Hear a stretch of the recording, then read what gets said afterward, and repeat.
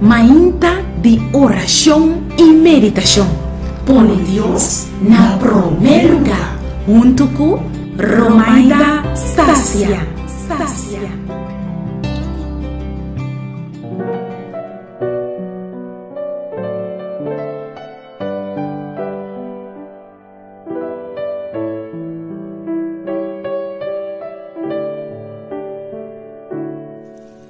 Conta com o dia. Nos espera que o mahinta abre bom ave. A palavra de Deus se nos em Hechos 16:25.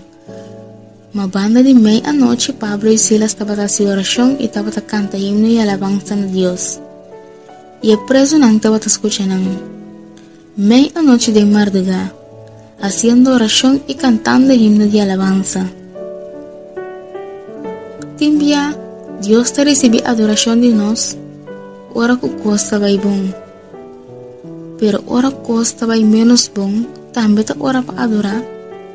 E me por imaginar-me que Pablo e Silas estavam a turheridade em prisão. Me por imaginar-me que não estava a turchutar, sangrando em prisão. Me meio de turno sofrimento não estava a fazer oração e canta himno de alabança a Deus. Abo que estou escutando.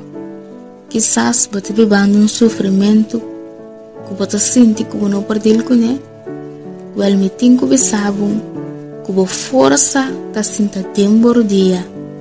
E sabe que sem dolor não tem ganador. Quizás você passando de sofrimento que está abusosa, você de luta, dificuldade, barra na dia não. Abre o coração na Deus.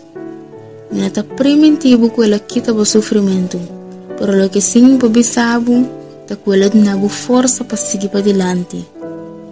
Sabe que verdadeira adoração te acompanha com oração e não alabança só. Laga nos recebe meinta.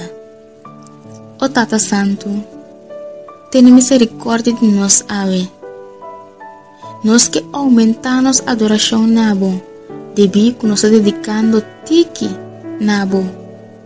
Haz-nos consciente da importância de alabança e adoração e que nos por compreender que essa que leva a uma madurez espiritual.